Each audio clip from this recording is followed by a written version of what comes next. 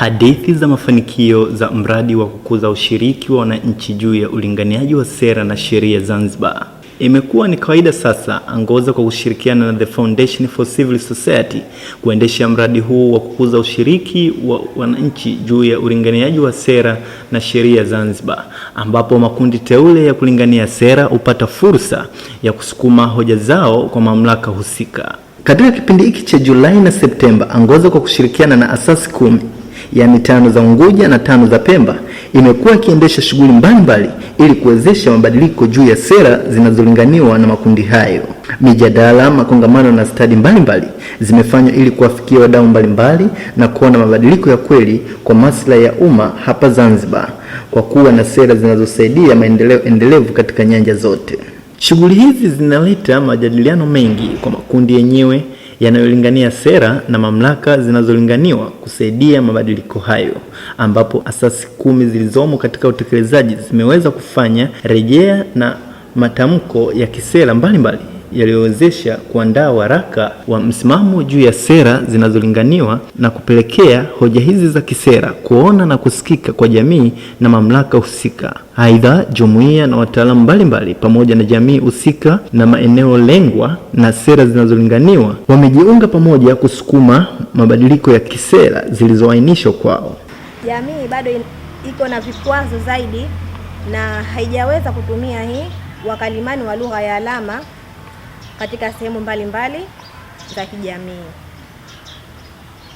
Tatizo zaidi lipo katika hata mamlaka, kwa sababu tukiangalia sana hizi sera na sheria bado hazijafanywa kazi. Zipo lakini hazifanywi kazi kikamilifu. Kwa hiyo tatizo sio katika jamii peke yake, hata katika mamlaka husika pia tatizo hili lipo. Kusema ukweli, hatua tulizozichukua zimetufikisha pahali pazuri kidogo, kwa sababu tumeweza mpaka sasa hivi kuonekana katika mambo haya ya mitandao ikiwemo Facebook, Twitter na mitandao mengine. Pia tumepata kutoa malalamiko yetu kuhusiana na hili dai letu. Tumepata kuonekana katika vyombo vya habari ikiwemo Zanzibar Cable na vyombo vya habari vingine. Mrejesho uko mzuri, kwa sababu hata baadhi ya asasi au jamii zinatupongeza kwa kutokana na hili dai letu ambalo tuliloliibua ni kuwa ni dai zuri, na baadhi ya jamii na hata asasi wamelichukua na kulipokea vizuri. Baada ya mafunzo haya ya awali, katika mafunzo ambayo ya pili, ninategemea kuwa tunahitaji kukutana na wawakilishi na wadau wa watu wenye ulemavu ili kuweza kutupa support na kutusukuma zaidi kuhusiana na dai letu ili liweze kufanywa kazi vizuri. Hapo mwanzo ilikuwa kusema kweli hatujui chochote. Hatujui hata namna ya kufanya utetezi na ushawishi, lakini tunashukuru baada ya kupata mafunzo tumeweza kuibua dai na tumelifanyia utetezi. Tumekutana na wadau, tumekutana na waandishi wa habari, tumeweza kufanya utetezi kwa kiasi fulani kuhusiana na dai letu. Maoni yangu kuhusiana na mradi huu, kusema kweli mradi ni mzuri, ila tunachokiomba ni kuwa tukipatiwa zaidi haya mafunzo, sisi kama sisi tutazidi kuwa imara na kuweza kutetea sera na sheria bila ya kusimamiwa na mtu yoyote. Yaani kama sisi jumuiya tutaweza kutetea sera hii na kuweza kuibua hasa madai mengine baada ya kuzidi kupata mafunzo. Nikiwa kama ni mshiriki wa mafunzo ya ushiriki wa vijana katika ulinganiaji wa sera, kusema kweli mradi huu ni muhimu, tena muhimu sana katika masuala haya ya ushirikishaji wa vijana, kwa sababu tunaona kwamba imeweza kutuwezesha vijana au taasisi za kiserikali kuweza kuelewa madai ambayo tunatakiwa kuyadai kwa serikali, lakini pia kuweza kutia nguvu kwenye lile dai likiwa na mashiko ili kuweza kuonekana kwamba kweli lina nguvu. Kwa hiyo mradi huu utakuwa ni muhimu kwa sababu umetuwezesha sisi kuweza kuwa hata na ule waraka ambao unatupa sisi udhibiti wa kusema ile jambo ambalo tunalihitaji. Kwa mfano kama kwa upande wetu JUVIECA tumeweza kudai swala zima la uainishwaji wa nafasi za vijana katika sheria namba 7 ya serikali za mitaa ya mwaka 2014, ambapo pale tunamwona kijana hakuwekwa kama ni miongoni mwa watu atakaoweza kuunda ile baraza la wadi na kamati ya shauri za shehia, licha kwamba sheria ile katika kifungu namba 49 imesema kwamba anaweza kuunda baraza la vijana, anaweza kuunda kamati ya mashauri ya shehia au baraza la wadi ni mtu yote Mzanzibari mwenye umri anaanzia miaka 21. Lakini bado kutaja miaka 21 hujamzungumza kijana. Inawezekana mwenye nafasi ya kutaka kuchagua akaanza kuingiza watu ambao wana miaka 50 wala ikiwa sheria jambana, kwa sababu imeanza kutaja mwanzo peke yake. Kwa hiyo ingejaribu kutaja kwamba katika muundo huu na kijana wemo, kama unapokuja katika kifungu namba ya 43 na 47 ambavyo ndio vinaonyesha huu muundo kamili, kijana hayumo. Mwanamke ameweza kuelezwa, walemavu wameweza kuelezwa, na watu wenye heshima, asasi za kiraia, lakini kijana hakuweza kuelezwa. Kwa hiyo mradi huu sasa sasa umetuwezesha kuweza kuangalia hii sheria kwa undani na kuja na hili dai ambalo ndo kama nilivyosema, tunataka nafasi ya kijana iwe wazi moja kwa moja, itajwe kama ilivyotajwa makundi mengine ya ambayo yanaweza kuunda baraza la wadi au kamati ya mashauriano ya shehia. Hatua mbalimbali tumeweza kuzichukua, na hatua hizi miongoni mwao kwanza ni kuweza kukaa na kuangalia taasisi nyingine ambao zipo katika nchi yetu na zile ambazo hazipo katika nchi. Je, vijana katika kudai mada ya kisera wanafanyaje? Kwa tumeweza kuchukua hatua ya kwanza.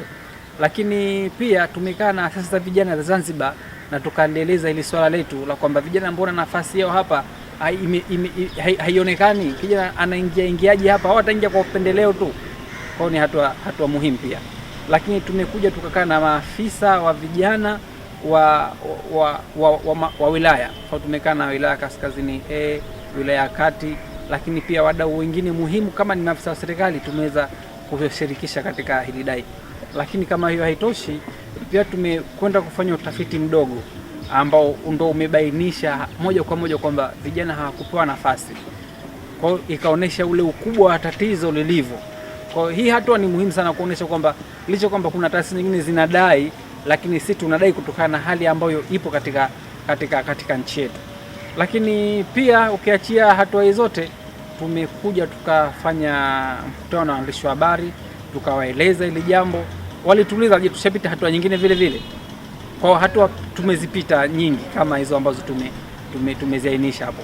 Kwa hiyo kusema kweli tumepitia hatua mbalimbali kuona ile dai linapata nguvu, na hadi kufikia hatua hii kuona kwamba hii nafasi yao manake tayari juhudi kubwa imeweza kufanyika.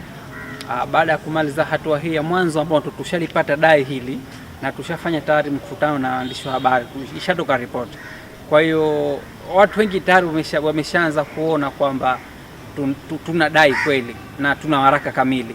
Kwa hatua ambayo inafuata sasa ni kutaka kufanya kikao na wajumbe wa baraza la wawakilishi ambao wao ndio wanaweza kwenda na mswada binafsi kule baraza la wawakilishi na wakaizungumza hoja hii ili kupata sasa marekebisho ya hii sheria.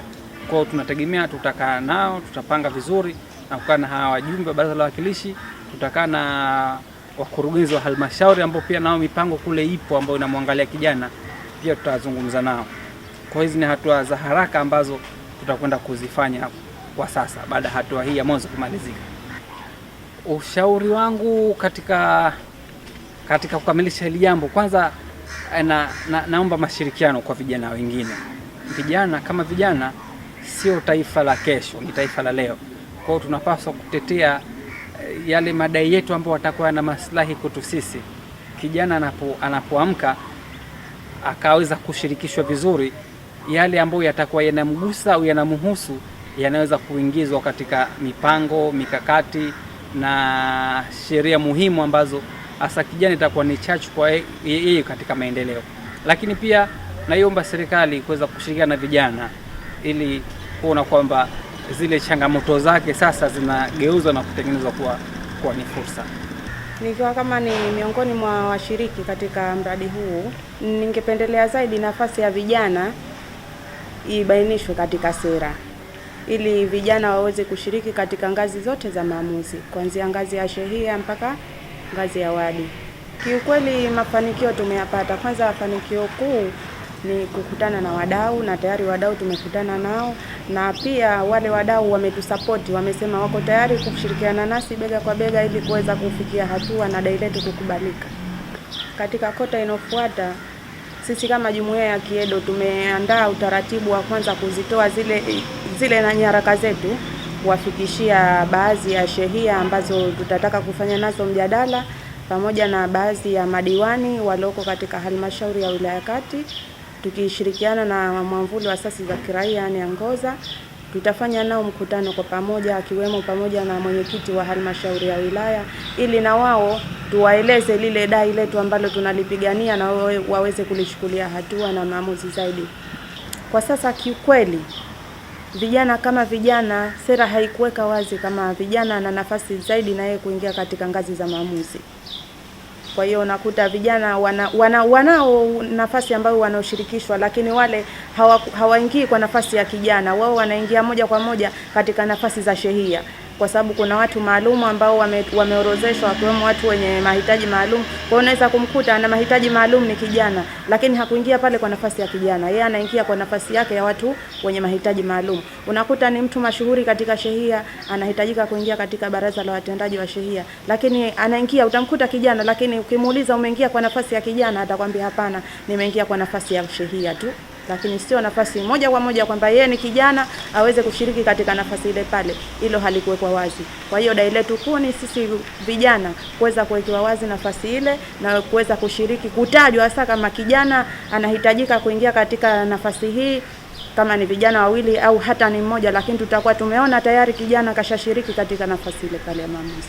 Mwitiko tunashukuru umekuwa mzuri, kwa sababu hata vyombo vya habari vimetupa support ya kututangazia dai letu, kwa sababu mwanzo tulikuwa tunakwenda tu kimya, sisi wenyewe tunazunguka tunatafuta channel, lakini baada ya kupitia vyombo vya habari na kuweza kulitangaza hili, wao tayari wametusukuma kwa hatua moja ama nyingine. Kwa sasa unaweza ukakuta eneo lolote utakalokwenda ambaye kakutana na chombo cha habari cha eneo yote, basi utakuta tayari taarifa imefika na yeye mwenyewe anakuwa ni mmoja katika wadau wa kulisupport hili. Maoni makuu ni sera ya vijana kwanza iwe na marekebisho, ili ziwe wazi nafasi za vijana. Vijana waweze kupewa nafasi zao katika ngazi za maamuzi. Kama ni mshiriki wa kulingania suala la kisera kupitia taasisi ambayo nipo na inayojihusisha na masuala ya elimu ya maandalizi na makuzi ya mtoto, ushirikishwaji wa raia ni jambo moja nzuri sana, kwa sababu mguso wa tatizo linahusu zaidi jamii. Kwa hivyo ikiwa tatizo linahusu jamii na sisi tunajihusisha na elimu ya watoto, yani kuwakuza watoto na makuzi husika ya watoto, maana yake hii ni jamii ambayo inatarajiwa au jamii inayoandaliwa kuja baadaye. Sasa wazazi wanahusika na watoto wanahusika. Kwa hivyo kuwashirikisha jamii kuna mantiki kubwa, kwa sababu wao wazazi kama wanawaandaa watoto na sisi kama jumuiya tunaowakuza watoto lazima tushirikiane pamoja. Kwa hivyo tunapoyaona matatizo ambayo yameibuka katika jamii, lazima tuwashirikishe na wazazi, ili tunapotengeneza mazingira ya kuwaboreshea watoto na wazazi wao wanayafahamu na kuyaunga mkono kama yatakuwa ni mazuri, na kama itakuwa ni sahihi, basi ili tuweze kuwa pamoja katika kuyaboresha na kuyatetea kwa pamoja. Kwa sasa tokea tumeanza kulingania madai ya kisera na hatua mbalimbali tulizozipitia, tumeweza kupata mafanikio makubwa. Kwanza, kuwashirikisha wazazi wa watoto ambao tunawakusudia waweze kutengenezewa maboresho mazuri. Kwa hivyo tumeweza kupata waungaji mkono wa kile ambacho tunakilingania. ambao wazazi wenyewe wa wale watoto. Lakini la pili, tumeweza kupata nguvu ya kupata kulilingania zaidi, kwa sababu na wao wana lile tatizo ambalo tumeweza kuligundua na wao wenyewe lipo, japokuwa hawana uwezo wa kulisemea.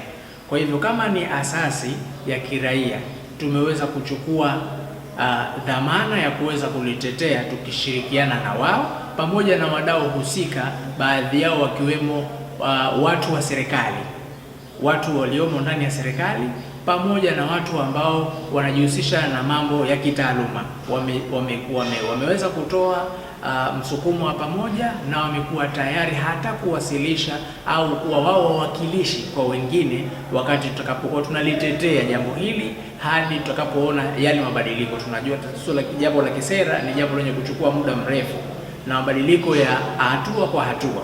Kwa hivyo matarajio yetu, kwa kuwa jambo hili litakuwa linaungwa mkono pande zote, kwa hiyo na sisi tutakuwa tuna nguvu kwa kuwa tunaiandaa jamii ambayo yenye makuzi yaliyo bora. Tumekamilisha hatua ya kwanza. Hatua ya pili tulichojiandaa kwa sasa, baada ya kuandaa ule muhtasari mfupi wenye kuweza kusomeka kwa ufasaha, ili yule mdau mwingine aweze kuisoma sera na yeye aweze kuifahamu. Tulichojiandaa ni kuweza kwanza kuona kwamba jinsi gani tunaitetea kwa kuweza kufanyiwa kazi. La pili, kuweza kuishirikisha vilivyo serikali ili na wao waweze kuchukua hatua.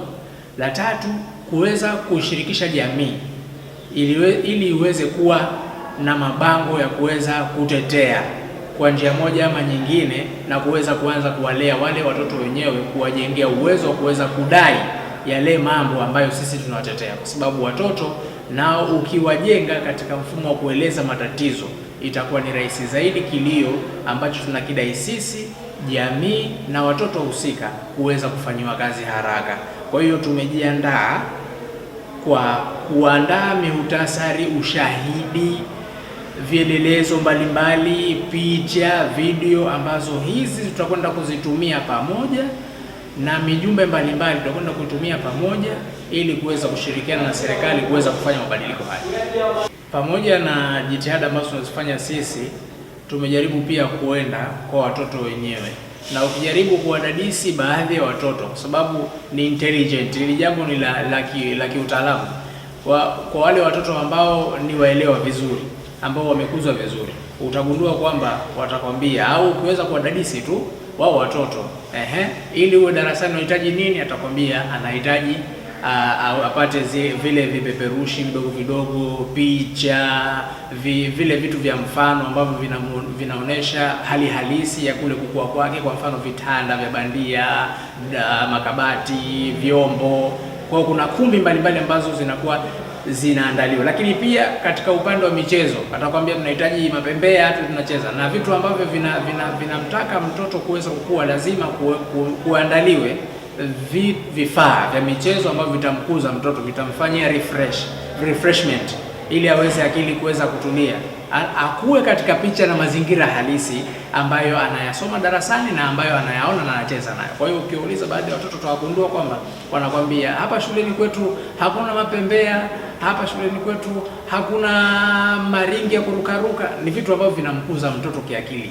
Sasa sisi tunalingania mazingira ya hawa watoto yaweze kuwa vizuri. Kuchanganyishwa kwao baina ya msingi na maandalizi hakuna tatizo, kwa sababu hata wenzetu wanafanya. Lakini je, ni mazingira sahihi ya kuchanganyishwa kwao? Lazima yaandaliwe mazingira. Kama michezo, wao tuwatengewe sehemu ya michezo ya kwao. Kama ni vyoo, basi wao watengewe vyoo vyao maalum, sio wachanganyike. Mtoto wa miaka 7 hawezi kutumia matumizi sawa na mtoto wa miaka 3 au 4. Yeye atakwenda chooni, anaweza akachezea sinki, akachezea vitu vidogo chooni, lakini mtoto wa miaka 7 hawezi kuchezea kwa sababu anajua ni uchafu.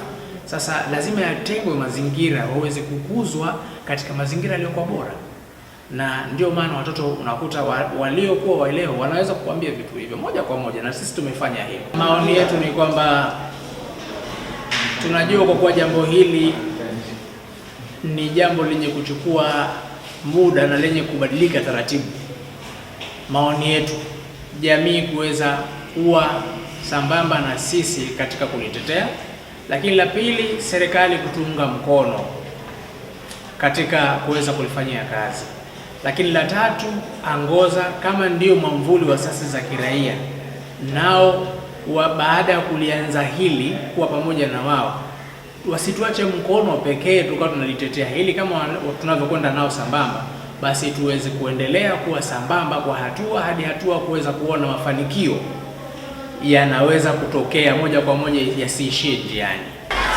Binafsi katika madai ya mazingira tunayozungumzia juu ya watoto wa nasari, nakiri kwamba hali si rafiki kutokana na mazingira tulionayo, na iko haja ya mazingira haya kufanywa bora zaidi, na kwa sababu watoto wa nasari au maandalizi katika mazingira yaliyokuwepo hivi sasa hawaonyeshi kwamba wako huru katika kujifunza. Pia vile vile kimazingira, ile fursa ya kutumia mazingira vile vile hawako huru, kwa sababu wamechanganishwa na wanafunzi wakubwa, na kuna athari nyingi ambazo zimejitokeza za kusema kwamba tusingependelea zikadumu. Kwa hivyo ule uhalali wa kurekebishwa mazingira ya wanafunzi wa nasari wakawa katika maeneo yao yaliyojitenga mbali ni kitu cha lazima na kitu cha msingi, ili waweze kuifurahia zile fursa zao za kimasomo. Nadhani iko haja ya kuiboresha au ulazima ya kuboresha haya mazingira ambayo tunazungumza. Kwa kiasi fulani yapo rafiki, kwa sababu wanafunzi wetu wa maandalizi tumewatenga pembeni kabisa kule, kama ni nje kulinganisha na sehemu kubwa ya skuli huku, ingawaje liko darasa moja la form 1, lakini hilo halilete ukorofi, kwa sababu wale wanafunzi walioko kule tunawaelewa kwa majina. Kwa hivyo hata wakati wa kuchanganyika, wakati wa recess yao, watoto wao hawaungani nao. Inapolia kengele ya kuingia ndani kwa watoto wa nasari, ndio watoto wa secondary wanatoka, na hawatumii eneo la kule waliko wao, wanatumia eneo la chini kabisa. Vituo vya watoto wa nasari vimejitenga kwa kiasi fulani, na hata pale pa kupitia ni papo mbali na watoto wa nasari. Wa secondary wana sehemu yao ya kupita, na watoto wa nasari wana sehemu yao ya kupita, ambayo iko wazi kwa kuonekana na walimu wao na kila kitu chao. Kwanza tunafikiria kuimarisha yale mazingira, na kuimarisha kwa mazingira ni kwamba badala ya kuwekwa kwamba ni watoto wa secondary wanapita kwenye upenyo tu, itabidi tuweke mlango wao makusudi na kublock hiyo sehemu ya vyoo vya nasari. Kwa sababu tunaweza kusema kwamba kwanza kabla ile skuli kuanzwa huwa kunafikiriwa miundo mbinu, yale mazingira ambayo mwanafunzi wa nasari anaweza kujifunza bila bughudha yote, na skuli za binafsi huwa zinaipa uzito swala hili. Ndio utaona kwamba watoto wa nasari wana sehemu yao iliyotengwa mbali na primary na secondary, wakati katika serikalini ilikuwa kama ni mwamko tu, ni kauli ya pamoja, anzisheni, watu wameanza bila kuzingatia ile infrastructure ya watoto wa nasari. Ni kwamba tunasitia msisitizo kwamba wizara, au kwa sababu wizara ndio yenye masuala mengi yenye mfumo huu tunazungumza, kwa hivyo ni wizara imethubutu kufanya baadhi ya skuli nasari kuziweka mbali na primary kuziweka mbali, kuonyesha kwamba inawezekana, na kama inawezekana basi ili mfumo fuate kwa maskuli yote yaliyobakia kama vile wanavyofanya skuli za binafsi.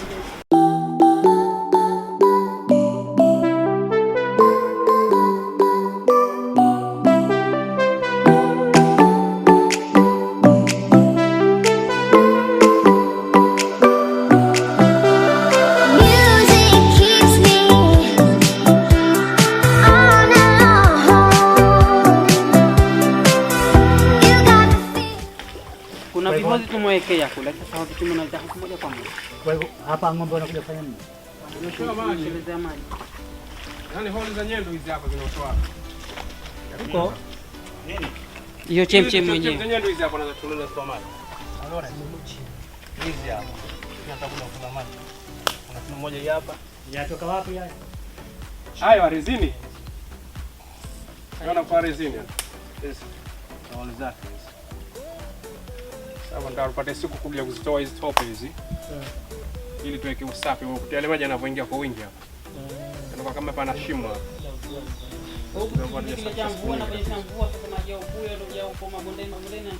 Kwa hiyo matope. Tuseme wakati wa mvua kubwa maji yanafika mpaka huko. Maji yanafika kwenye mnazi kule. Kwenye ule mnazi kule. Yanafika huko.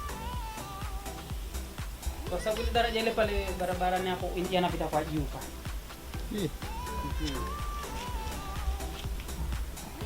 Tuseme kama hiyo za mvua, baada ya kumaliza mvua maji yashafika hapo, hawaje watoto kupiga ile wanaita kachumbe huko wakaogelea? Huko haogelea. Zamani ilikuwa inafanyika hiyo. Maji hajakaa kwa mtu. Zamani ilikuwa ni hata sisi wenyewe ndio tumekoga humu, tunakuja kuga chumvi tunaogelea wenyewe tu fresh. Lakini sasa hivi tena umepungua maji asilimia. Sasa hivi wewe kwenda huko kunako yanapotumika kwa wingi kunywa watu wanatumika na shughuli mbalimbali za kijamii, ikiwemo kunyoshea ng'ombe wanyama, kufulia, kumwagilia, ndio tunaita irrigation. Hiyo inatumika hivyo. Na hivyo maji haya vile vile yamefanywa plani ya pahala yajengwe wigo, yani kama bwawa vile, ni tayari kuja kufanya irrigation huko mabondeni mwa mpunga. Haya unaoyaona yanakwenda kwa ndani.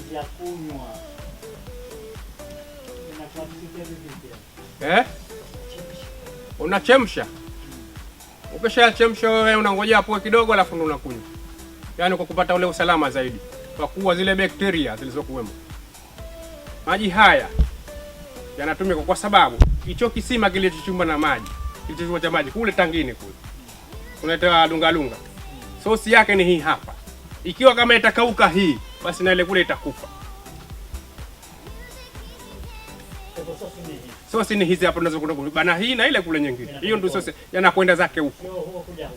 Sio kuja huku. Hiyo ni sio, unaona sosi yake ni haya hapa. Hayo machima mabwa wale chimba juzi na mzungu pale yote ndio wana China. Tegemeo lake kubwa ni hizi huku. Ndio maana tunaipa kwa nguvu ipate kuhifadhi wena kama sera ilivyozungumza juzi. Iwe na sehemu yake ya hifadhi.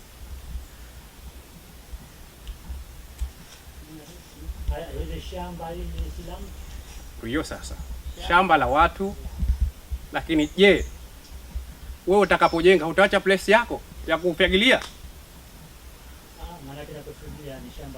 Shamba la watu sawa, nakubali nayo, lakini ndio maana tukaomba katika waraka juzi uliozungumzia tupewe sehemu ya hifadhi mwenye shamba kupitia halmashauri. Mwenye shamba hatakubali. Sasa itabidi tuende kwenye serikali za mitaa, serikali za wilaya, wakataa kwa sababu tushapa semina mbalimbali. Bado still watakuwa vile tulivyo tunavipanda na kwa na vihujumu.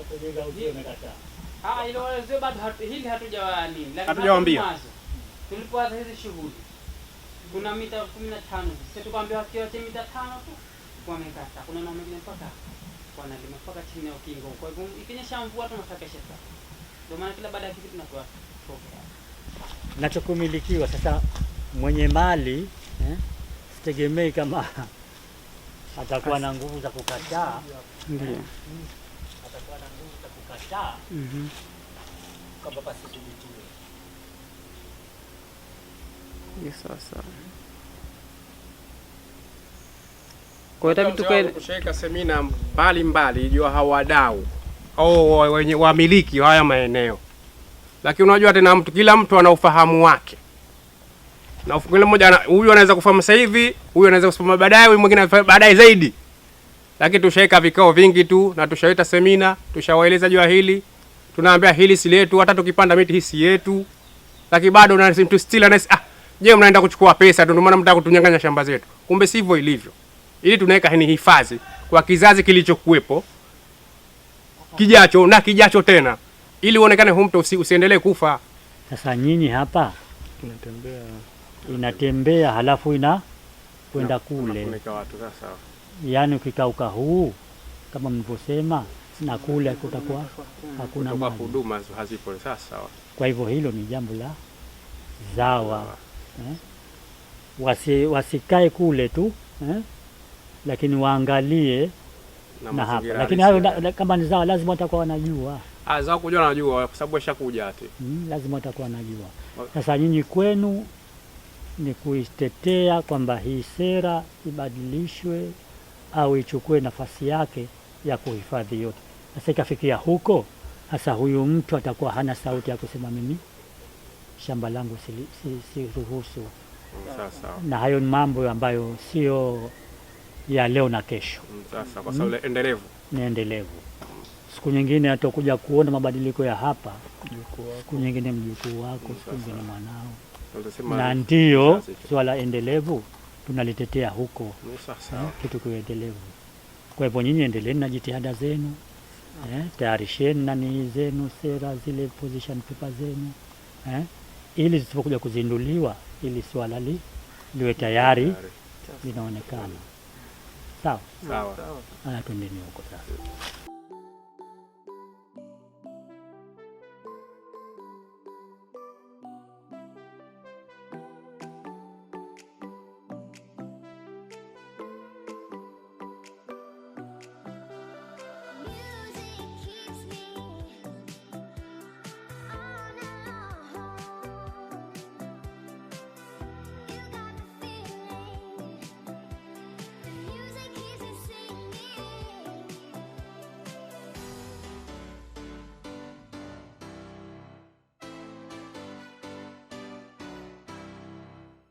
Hii chemchemu unaona inatoa inachemwa maji sasa. Ilikuwa tayari imeshakoka, haina maji hata kidogo hii chemchemu. Bali inatope tupu, maji huyaona. Lakini tulichukua jitihada za makusudi ili kuipa pumzi hii chemchemu na kuondoa matope na kuletea uhalisia wake ulianza baada ya kusafisha ukaja uhalisia wake mdogo mdogo kabla ya kupanda hii miti yani. Ukaja uhalisia. Lakini humu mote tayari ilikuwa hamna miti, unamuona midogo midogo. Yote imekufa yote, hamna sasa kato. Tumechukua juhudi za maksudi na kuipanda hii miti ili kuipa uhai hii chemchemu. Uangalia mazingira vizuri, yote mngote ni mkavu, hamna miti. Na source kubwa hasa ile sababisha kwa ikauke hii ni kuwa hapana miti, alafu na miguu ya ng'ombe kuletwa hapa ikajifikia. Hiyo ndio chanzo kikuu ilikuwa. Hakuna chanzo kingine. Katika kipindi cha 2007 serikali ilikuwa na mipango ya kujenga bwawa huu mjezo ule kwa sasa hivi wa mabwawa. Kwa hiyo katika prosesi zake wale wakaguzi kila wakaja kagua maji walikuwa hakuna huko. Kwa hivyo 2007 2008 ikawa kipindi kile mkavu. Ndio ndipo tulipoanzisha jumuiya 2009 tukaanza hizo prosesi za kuja kufukua hapa, kutengeneza chemchemu hii na chemchemu ile kule. Tukaanza kupanda miti hii na tukatafuta mradi wa kwanza tukapata watasafu. Wakatufadhili kwa ujenzi wa upandaji miti na shughuli nyinginezo hapa. Tukaendeleza shughuli mpaka maji yakaanza kuwa tayari anaanza kurudi katika hali yake ya kawaida. Kwa hivyo baada ya kurudi hali yake ya kawaida sasa hivi mradi wa wa serikali ule idara ya kilimo tayari na ushaanza prosesi zao. Mwaka huu naanza shughuli zao kirasmi kwa sababu kuna baadhi ya maeneo bandeni ushamba wasilime ili kwa kupitisha mradi uanze kuendelezwa. Kwa hivyo nyinyi NGO yenu imeguswa na tatizo hili sana. Ndio ilofanya muanzishe NGO hii kwa tatizo hili. Na matatizo mengine mbali ya hili. Tatizo mbali ya tatizo hili kuna tatizo la ukataji wa miti. Bonde letu lilikuwa lina asilimia kubwa ile miti ya mivumo, ile miti ya asili.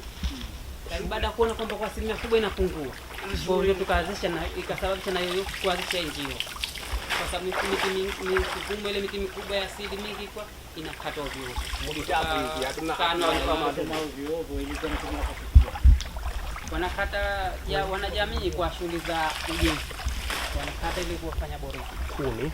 Wengine wanakata ili apate eneo pale kanondosha mtu ili apate eneo la kusafi kwa maendeleo ya kilimo. Kwa hiyo tunakaa nao tunawaelezea, kwa hivyo waliweza kutuisikia kwa asilimia fulani, ilipungua kwa asilimia kubwa. Wakahamasika kiasi ambacho wakakubaliana na nyinyi Baada ya kupata elimu, kwa sababu kwa kipindi hicho hakuna ile elimu kama za mazingira. Faida gani waliona mbali ya elimu? Faida walioiona kwanza, baada ya kuona kwanza mazingira yamerudi katika hali yake asili ya mto. Kwa hivyo na kule maji kwa wale wakulima, kwa wengine wanakosa maji. Kwa hivyo sasa hivi kwa asilimia kubwa wanayapata maji guarantee moja kwa moja, isipokuwa ile jua kali na leshazidiwa kwa sana, kwa hivyo yanapungua. Kwa hivyo wale wa mbali hawawezi kuyapata. Vijana wenzenu wanasemaje ambao hawamo ndani ya jumuiya? Vijana kwa kweli wengi wanatunga mkono katika shughuli zetu hizi za mazingira, kwa sababu na wao tunapowaalika mialiko wanakushiriki. Kwa hivyo kidogo tunahisi wanatunga mkono. Hata hivi karibuni tulikuwa na mafunzo kwa wanafunzi wa shule na madrasa za vioni zile. Kwa hivyo na wametushiriki, wamekubali kwamba watashirikiana na sie katika kushughulikia hili swala, na wako tayari kutoa ulizi kwa ile wakimwona mtu anakata kutupa taarifa, na ile wanatupa, kwa sababu wakipomwona hata saa 3 za usiku kuna mtu kakata mjiti, kwa hivyo tunapewa taarifa, tunafika muda huo. Wako vijana ambao wameshawishika na jitihada zenu wakaomba wanachama wa jumuiya? Wapo wengi, kwa sababu jumuiya tulianzisha na watu 35, lakini kwa sasa hivi baada ya kuona shughuli zile, kwa hivyo wameongezeka, vijana wamefikia 49, kwa sababu jumla watu wanachama 49. Kwa hivyo wameongezeka baada ya kuona ushawishi ule wa maendelezo. Wote watu wanaume na wanawake. Vile vile maji haya kwa asilimia kubwa chemchemu hii hapa wanaotumia mtaa hapa jirani, mifereji kikata tu washafika hapa.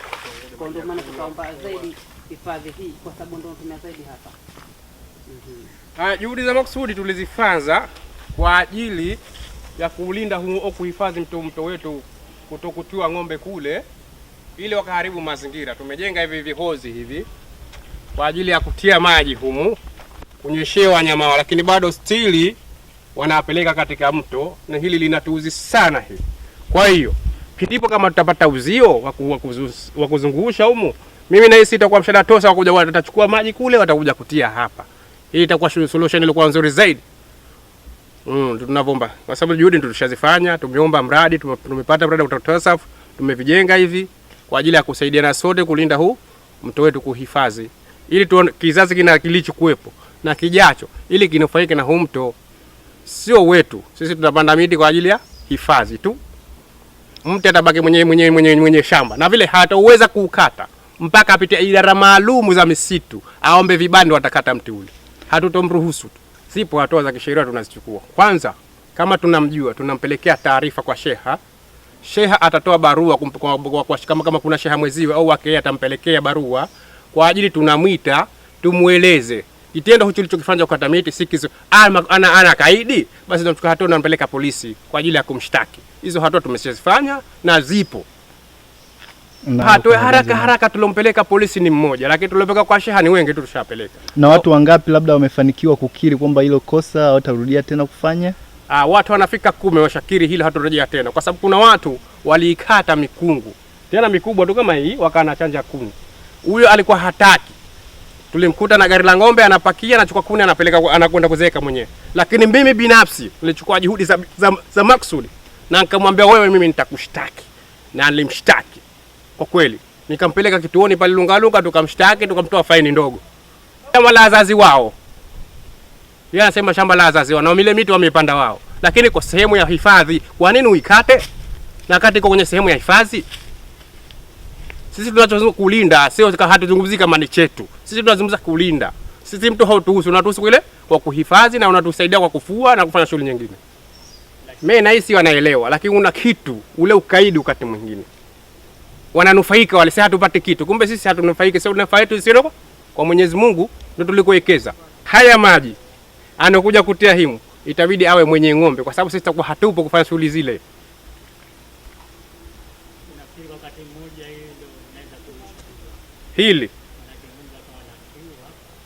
Hili kwa wakati mmoja kama atalijaza limaji linaweza kunyesha hata ng'ombe 5 kwa wakati mmoja, si dogo hili.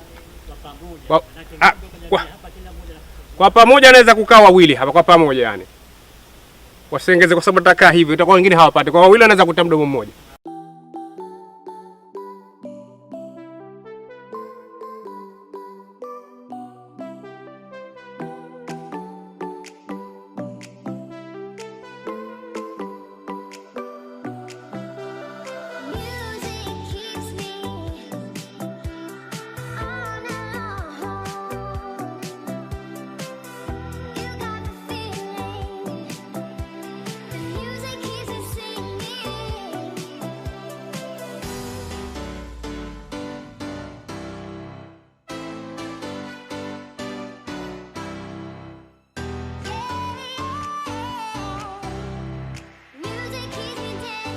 faza ile tulokwenda kule, maji haya huku. Chemchemi ya pili ile tunarudi sasa hivi hapa. Kwa hivyo hapa yanaungana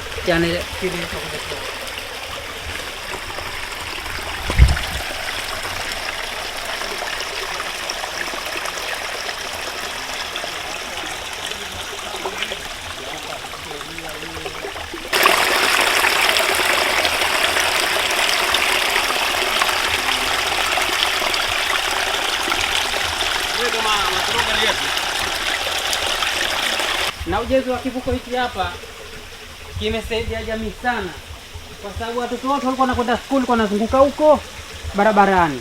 Kwa hivyo kujengwa kivuko hiki, wengi sasa hivi wanapita kwa wale wa ndani huku, moja kwa moja wanapita hapa, wanaenda zao shule hapa, hawapiti barabarani. Utafika hapa hasukumani hapa mpaka sasa bado haijatokea kesi ya kusukumana. Fursa ya kutangaza kwa njia ya utalii ni nzuri, kwa sababu ukiangalia katika mwaka 2014-15 tulipata ugeni kutoka FAO, balozi wa FAO Tanzania walikuja kututembelea hapa. Kwa hivyo baada ya kufika haya kuyaona haya mazingira, walivutiwa sana, wakatufadhili hapa dola 15,000 katika mambo haya tu. Kwa hivyo ni nzuri kuweka kama utalii, tunaweka inakuwa hali nzuri. Lakini sasa je, wenye mashamba watatuhisi vipi? Kwa sababu hapa kila siku tuna ugovi, mnanichukulia, mnatunyang'anya, mnatudhulumu. Naam.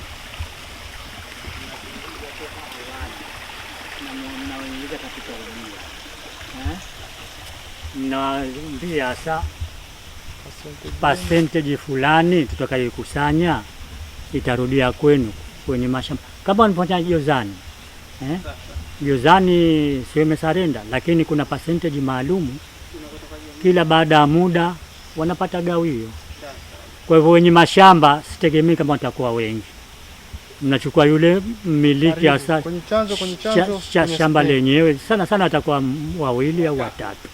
Umeona? Sasa wao mnazungumza nao, bwana nyewe tunataka kufanya kitu fulani. Kwa hivyo na sisi jumuiya itatuletea mapato ya kuendesha jumuiya yetu, na nyinyi mtapata share ya kuendesha maisha yenu kwa sehemu ndogo tu basi. Sawa, basi kakaeni mlifikirie na hilo. Ama wakweli kuhusu swala lao nalolingania, najua kwamba ni swala mwafaka, na limekuja kipindi ndicho kwamba kulingania uwepo au kukubalika kwa waganga wa tiba asili Pemba, yaani kukubalika sawa na vile wanavyokubalika waganga wa kiserikali, iwe na waganga wa tiba asili wanakubalika kisheria kutambulika. Hilo ndio dai halisi la jumuiya yangu. Kwa kweli hatua tulizotumia zimechukua hatua kubwa, kwa sababu tunawashirikisha wengi, tumewashirikisha wadau ambao wamo katika jumuiya kama zetu sisi za tiba asili, tumewashirikisha waandishi wa habari, tumewashirikisha na jamii, na wote wamelikubali na kuona ni swala sahihi la kulilingania. Kwa hivyo ni imani yangu kwamba dai letu limeungwa mkono na wadau walio wengi. Kwa kweli baada ya kumaliza kota ya kwanza, kwa kota ya pili nimejiandaa kwamba nitakwenda moja kwa moja, kwa vile tayari nimeshapata wadau wa kuniunga mkono walio wengi na kufahamika uhalisia na umuhimu wa dai langu. Kwa hivyo ni imani yangu kwa kutakwenda kwa wadau husika, na hivyo ni imani yangu kwamba dai langu halitakuwa la pingamizi, kwa sababu tayari itakuwa lishajulikana na kila upande, hasa ukilinganisha kwamba nimeshatumia wadau walio wengi, wakiwemo waandishi wa habari ambao kuwa wanaeneza habari mbalimbali na sehemu mbalimbali na kuwafikia walio wengi na kujulikana nini kinachoendelea. Hivyo ni imani yangu kwamba swala hili halitakuwa na ugumu tena kabisa kufikia walengwa husika. Hali ilikuwa ngumu kabla ya kuandaa, kwa sababu ilikuwa ni swala haliko na watu walikuwa wanafahamu jengine. Kizungumza mganga wa tiba asili wanafahamu tofauti, lakini baada ya kushalitangaza wengi wamefahamu umuhimu wake, umuhimu wa kuwepo kwao na wamefahamu kwamba kutokuwepo kwao kuna athari gani. Hivyo hali inakuwa ni nzuri kabisa kuwepo na kufahamika sasa hivi kwa jamii na vyombo na taasisi mbalimbali zinazohusika, na hasa pale ambapo kwa tumejaribu kuwashirikisha wadau walio wengi, tumejaribu kushirikisha taasisi nyingi na kuzitumia hizi vyombo vya habari kwa ajili ya kuweka uwazi wa hichi cha dai husika. Maoni yangu ni kwamba wananchi, taasisi, vyombo vya habari, wahusika walielewe hili swala kwamba ni letu sote, kwa manufaa ya wote na kwa manufaa ya taasisi kwa ujumla. Kwa hivyo tuliunge mkono dai hili ili mwisho wa siku liende liweze kusaidia jamii na taifa kwa ujumla. Jina langu naitwa Bishara Hamad Haturush. Naishi Kizimbani hapa Wete. Kazi yangu kubwa ni mkunga na waganga wa jadi Pemba. Sisi hapa hutujia wateja, wengine hata hospitali hawafiki. Sasa kama mtu hujamsaidia inakuwa ni ngumu, na yeye pia anapata shida. Wengine wafika kutoka mtoto akakaa hivi kichwa upande, kwa sababu ndio huo usubutu kumsaidia, unashtakiwa. Hata cheti kwa sheha hapewi kwenda kuchukua akapata cheti cha kuzaliwa ukimzalisha nyumbani. Na wakati saa nyingine ndo mtu inakuwa ni serious kabisa. Mimi kama siku nyingine niko skuli naitwa njoo, ukifika kaizungushwa mashuka pale, kasha toka mtoto nusu, yabidi nimfanye nini? Nimsaidie. Basi ukishamsaidia kama hivyo, utakuja uulizwe na sheha ili kuwaje, wewe vipi, wewe mpaka apate ushahidi kamili ndo mtu ampe cheti. Sasa inakuwa yasumbua kiasi fulani. Na saa nyingine kama hivi mtu kama utakuwa humsaidii, itakuwa ni matatizo. Kule hospitali siku hizi pressure ni nyingi na matatizo madogo. Mtoto kajikunja hivi mkono tu, mtu anachana. Wakati wa kuwa mkunga wa jadi anaweza kumkanda mwenyewe, akamweka sawa, akazaa salama. Sasa inakuwa siku hizi watu nafikiri 10 kwa mmoja atatoka salama, na matatizo alokuwa hana ulazima ya kufanya operation kabisa. Unaweza tu kumkanda kando, ukampa dawa, alhamdulillah, Mwenyezi Mungu akamsaidia akajifungua. Lakini ukienda kule chwa watu wengi sasa hivi mpaka watu wana hofu, na huko watu subutu. Kwa hivyo nalichukulia ni nzuri sana, tukakaa tukatambulika. Ila wao walikuwa watupe semina tu, lakini nakuwa hata hizi semina tunakwenda kule. Basi kama huyu mkunga kajiandikisha kituo cha karibu cha Jadida, utakwenda jiandikisha, utoe na namba. Siku inakuja semina zile za wakunga na waganga jadi, wanakwenda madaktari, we hufikiriwi kabisa. Kwa hivyo tukitambulikana ni vizuri, kutayari hata tukaambiwa twende kwa rais tukaseme twenda. Niko tayari kabisa kwa sababu ni tatizo. Hali kwa nakubali huduma zetu, wanakubali vizuri sana. Kwa sababu tunafanikiwa kiasi fulani.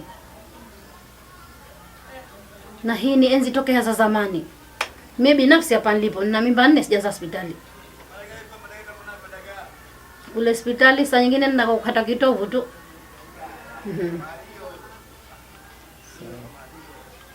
Kwa hiyo jamii wanaichukulia nzuri sana. Ila ndo hatuna fursa. Fursa zimekuwa ndogo. Hata siku hizo wanakatazwa hata watoto, usimfukize dawa.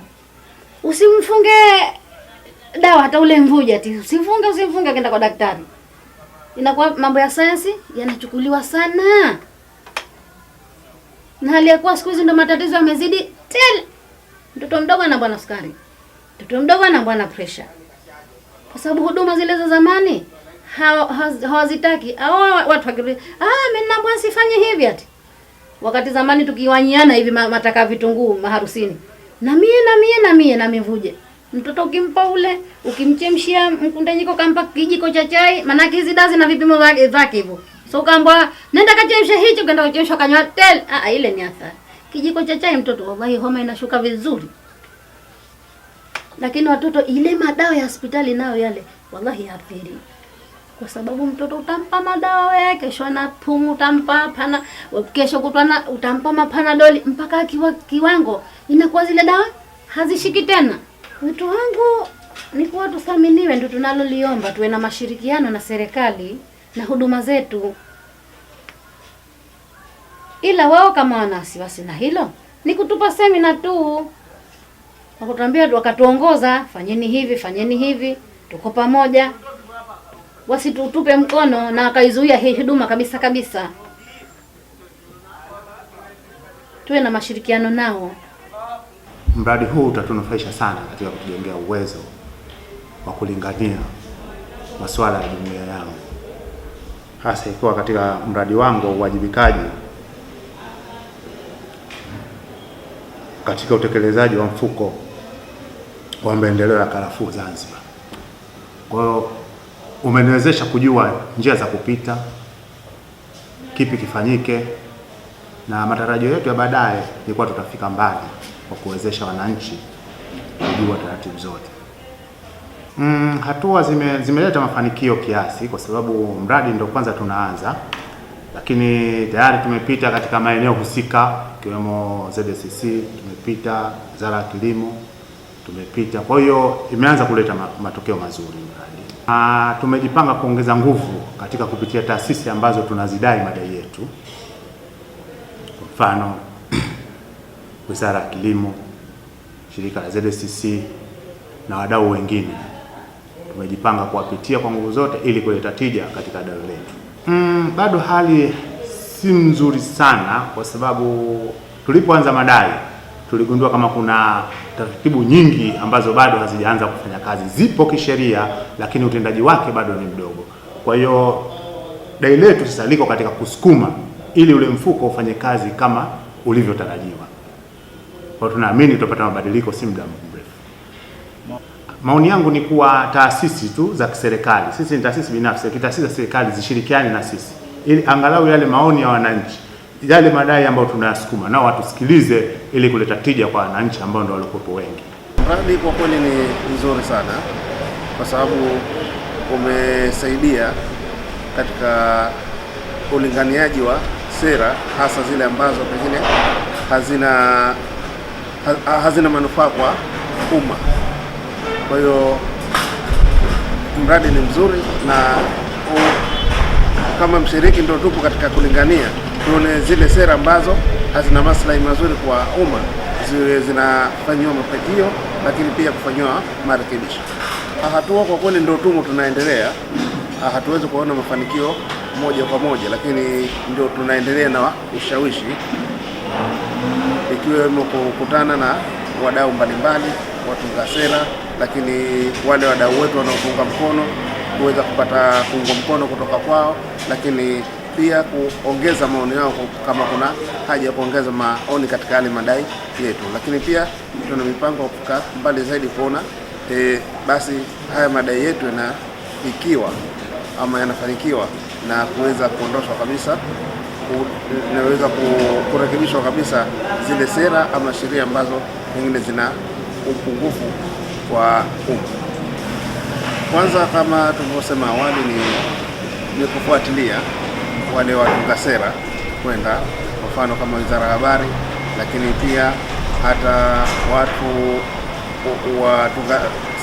watunga sera kama wajumbe wa Baraza la Wawakilishi, kufanya ushawishi kwao juu ya hizi sera ama sheria, kuweza kupeleka hoja katika chombo hicho cha kutunga sheria, Baraza la Wawakilishi, ili viweze kufanywa kazi ama kufanywa mapitio, na basi kama kuna yale mapungufu yaweze kuondoshwa.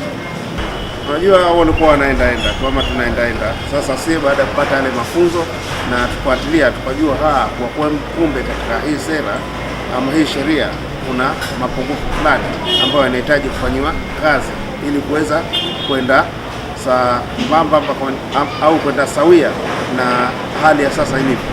Kwa sababu kama ukiangalia sheria ya habari ama sheria ya usajili wa magazeti na mashirika ya habari ya Zanzibar imempa mamlaka waziri anayehusika masuala ya habari, mamlaka makubwa ambayo anaweza kuja hata katika chombo tu akamwambia toka au funga, usirushe tena matangazo, aweza akazuia gazeti lishachapishwa lisambazwe. Kwa hiyo utakuta kulikuwa na mapungufu makubwa. Kwa hiyo baada ya sisi kupata haya mafunzo na tukawapa wale wenzetu, sasa kuna mwamko fulani umeonekana. Kwa hiyo kila mmoja ana hamu ya kufanya utetezi kuweza kuona mafanikio zaidi yanapatikana, na tuwe na sheria ambayo itakuwa ni rafiki kwa makundi yote, kwa mfano kwa sisi waandishi wa habari, lakini pia kwa wale wadau wetu na umma kwa ujumla. Maoni yangu, kwanza serikali iweze kusikia haya matakwa ya taasisi hizi ama jumuiya, na si jumuiya kwa sababu jumuiya inafanya kazi za umma. Kwa hiyo serikali ipokee haya mapendekezo yetu, yani kuweza kufanyia kazi zile sheria ambazo zina mapungufu ama hazifai tena kufanya kazi, ili kuwe na sheria imara ambazo zitaweza kujenga umoja ama zitaweza kujenga taifa lenye sheria bora na sera bora kwa maendeleo ya taifa letu.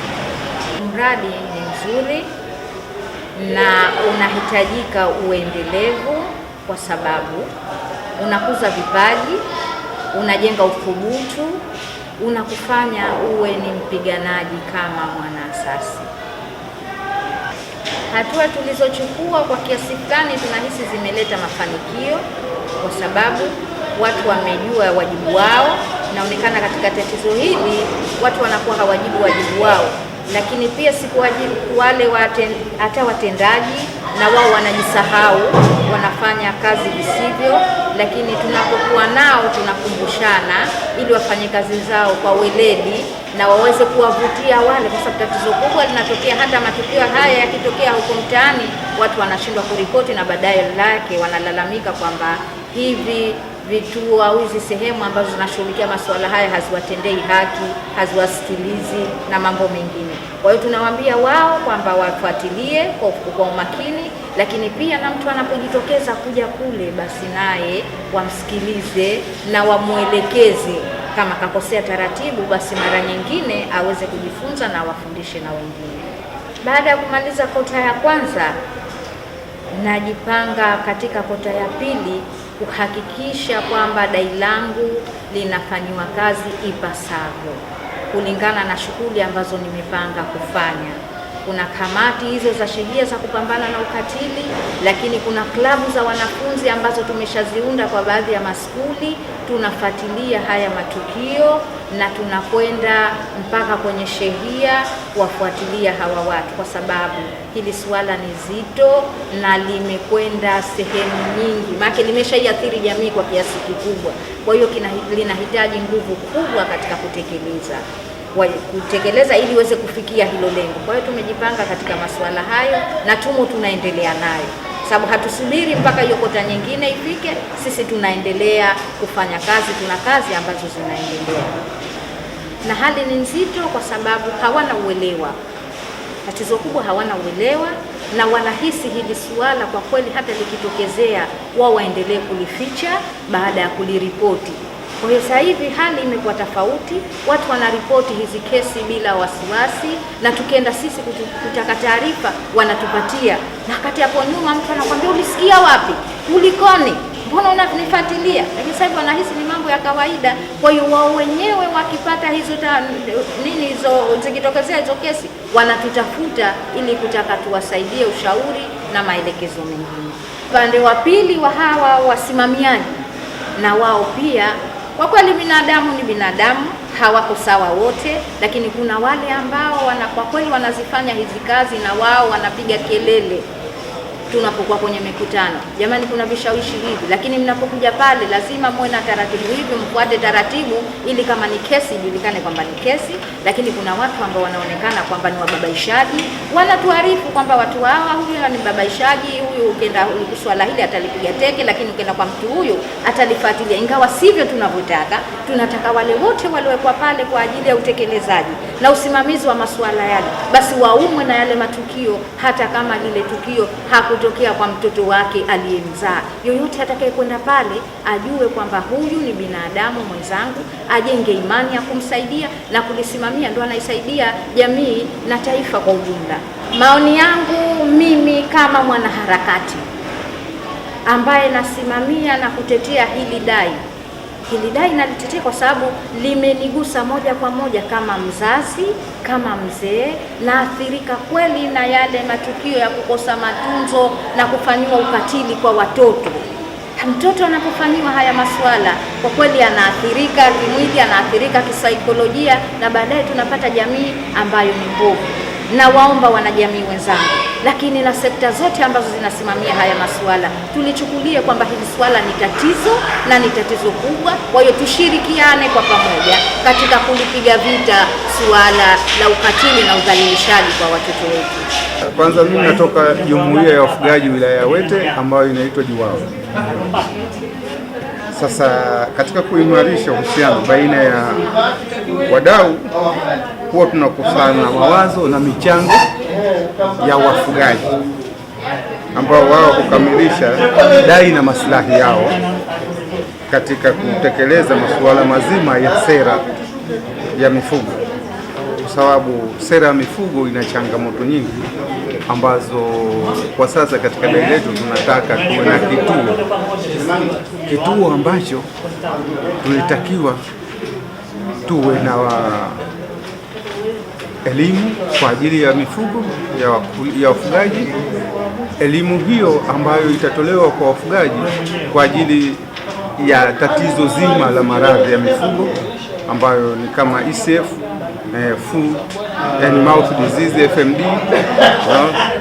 Sasa tunaamrisha ari na uelewa juu ya umuhimu wa suala zima la ufugaji. Hatua tulizochukua ni kuwaweka wafugaji wa karibu kiwa mawasiliano, ili suala zima la mifugo liweze kueleweka, alafu tupate kuondoa zile changamoto zinazowakabili. Unajua, wafugaji na wakulima, mara nyingi wafugaji na wakulima ni hao, lakini kuna changamoto ambazo zinatokea. Unasikia wakulima wamegombana na wafugaji kwa sababu wana mazao yao, wameenda kufunga ng'ombe mle. Sasa lakini tukishakuwa kuna utaratibu mzuri wa ufugaji, kama kuna sehemu maalum yanapatikana malisho, alafu wafugaji wana changamoto zile ambazo kuna sera za ufugaji wa zero grazing, hasa ng'ombe. Kwa hiyo ile contradiction zile au mambo ya kugombana ile inaondoka. Tutakuwa tunakutana na wafugaji mara kwa mara ili kuchangia fikra, kufikiria namna gani kutekeleza shughuli zetu mbalimbali ili kupunguza masuala ya matatizo ya maradhi na maambukizi kwa ajili ya mifugo na kuweza kupata mchangamko au mchanganuo mzima wa kupata mbegu bora kwa ajili ya kumneemesha mfugaji, namna gani aweze kupata mbegu bora na kuileta imneemeshe katika mifugo yake na kuisambaza kwa wafugaji wengine au mifugo ya aina tofauti. Hali ilikuwa ni matatizo kwa sababu unajua, kabla hujawaeleza kitu chochote wafugaji na wakulima, kulikuwa kuna zile contradiction za au misuguano. Huyu kapanda mazao yake, lakini wewe unaenda kufuga mifugo yako, unaingiza katika mazao yake, unawaharibia. Lakini pale ambapo tutakuwa tumeintroduce, kuna sehemu ambazo tumeanzisha upatikanaji wa mazao, yani malisho ya ng'ombe au kufuga katika zero grazing. Kwa hiyo ile misuguano itaondoka au itakuwa imepungua kwa kiasi kubwa. Lakini wakati huo huyu mfugaji tukimfanyia utaratibu mzima wa kuweza kumwelewesha, kupata mafunzo kuhusiana na taathira inayopatikana na maradhi ya mifugo ambayo wataalamu watatueleza changamoto zake na kuintroduce upatikanaji wa mbegu kama mbegu mpya za ng'ombe, wale ng'ombe ambao wana maslahi kwa wafugaji. AI tutaweza kupata breed ambayo inatoa maziwa mengi na mifugo hiyo iwe inatumia mlo mdogo, yani ni ng'ombe ambao hawana lishe, hawahitaji lishe kubwa. Maoni yangu napendelea kuwa wafugaji tuwe tunawatembelea mara kwa mara kwa ajili ya kuwapa maelezo sahihi, lakini pia kupata mawazo yao nini wafanye, kwa sababu inawezekana isiwe ni ile bottom top. Tunakwenda tunawasikiliza nini wanakihitaji, alafu na sisi tunawapa ushauri wetu, alafu tunafikia compromise nini la kufanya.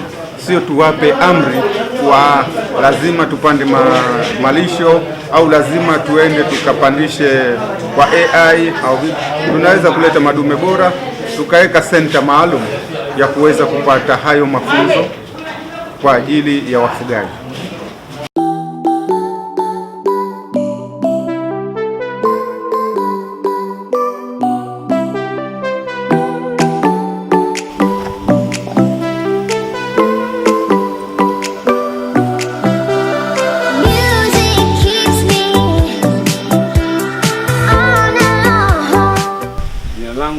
Naitwa Ali Yakub Suleiman, ni mfugaji wa ng'ombe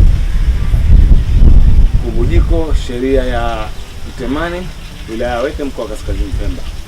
Lengo kwa kweli lilokusudiwa ni zuri, kwa sababu tunahitaji, kwa sababu tuna matatizo ambayo yanatukabili kwenye mambo ya ufugaji. Mfano, wafugaji wengi hatuna taaluma au elimu ya ufugaji, tunajifugia tu utamaduni au tunasema tunajifugia tu mazoea zaidi, lakini tunahitaji kupata taaluma zaidi kwa madaktari kuja kutupa elimu ya ufugaji, vipi namna ya kufuga, vipi namna ya malisho, namna ya ugonjwa unapofika tunavyotaka kutibu. Lakini pia tuna matatizo mengine ya ulishaji ambayo tunakumbana na changamoto za ufugaji, mfano majani, na mfano mwingine ni chakula ambacho tunaagiza kutoka bara. Kwa hivyo unapokuja hapa kidogo inakuwa ni ghali kidogo. Na matatizo mengine zaidi tunataka tuone wenzetu wafugaji wanavyofuga wenzetu bara, kwa sababu wenzetu wao wametutangulia kufuga. Sisi hatuna taaluma zaidi kama wao. Kwa hivyo kama tutapata nafasi ya kwenda kuwatembelea wafugaji wenzetu, tukaona vipi wanafuga, matatizo na changamoto zao ambazo wanazipata, ili na sisi tuje tuangalie zile changamoto ambazo tunaweza tukaziondosha tukafikia kama walivyofikia wao. Mimi naona ni swala zuri sana na litatusukuma mbele sana, kwa sababu hata soko sasa hivi kidogo la maziwa ni mtihani kwetu. Maziwa nakaa kwenye mafuji, hatuna wateja. Kwa hivyo kama tutapata budget hiyo, tunaweza zetu Unguja tukatafuta soko na sisi tukahamisha maziwa yetu na kuwasafirisha kwenda nao Unguja. Mimi naona swala la budget ni swala zuri, litawainua wafugaji, wataondosha changamoto ambazo zinawakabili